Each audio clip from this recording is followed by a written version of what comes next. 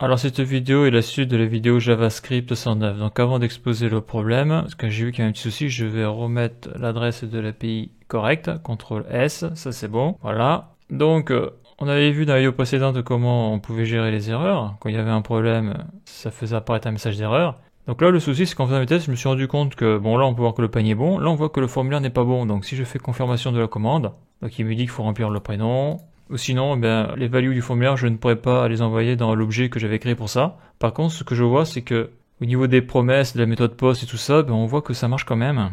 On voit que ça marche quand même, ça part. Donc le serveur me renvoie un ID et me renvoie surtout quelque chose qui est pas bon. C'est-à-dire que le formulaire values, les values sont vides. Donc pour le produit, c'est bon. C'est-à-dire au niveau du panier, c'est normal. Mais par contre, le formulaire n'est pas rempli, donc ça, c'est pas bon. Donc là, on va voir que le code que j'ai tapé au mauvais endroit. Et donc on va voir ça dans cette vidéo là pour que les données partent au serveur et que j'ai une réponse du serveur que quand le formulaire est valide. Là actuellement c'est pas le cas.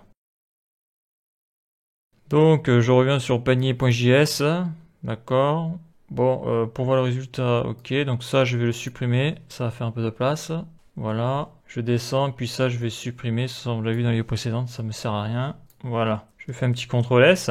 Donc là, ce qui fait que les données ne partiront pas dans le local storage, formulaire values, eh bien ça se situe à ce niveau-là, là, le if. If, il faut que tous les champs du formulaire soient bons pour que cette instruction soit exécutée.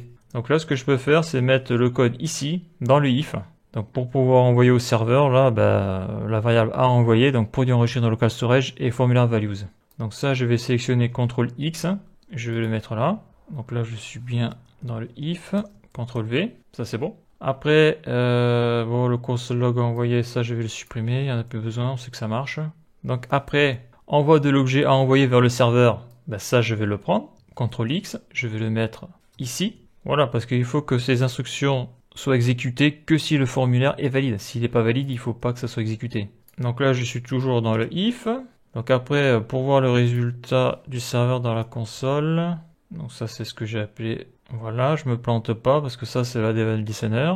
Donc là on est bon, je fais CTRL X et là je me mets ici. Un espace, quoi un espace, je saute de ligne, CTRL V. Là je fais ça, voilà. Voilà, donc ça c'est à l'extérieur du devel listener, ça c'est normal.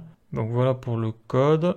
Voilà, parce que ça c'est contrôle validité formulaire avant envoi dans le local storage. Et bien sûr si j'envoie dans le local storage, après j'envoie au niveau du serveur. CTRL S. Donc est-ce que ça fonctionne?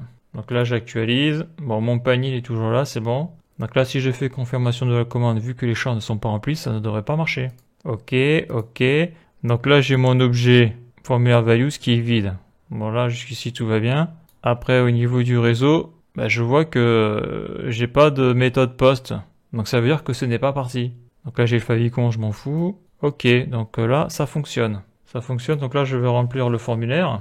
Donc là, je viens de remplir le formulaire. Si je fais confirmation de la commande, donc là, on voit au niveau de l'objet formulaire values, donc ça a bien été rempli, ça c'est bon. Contenu de la réponse, je vais agrandir un peu.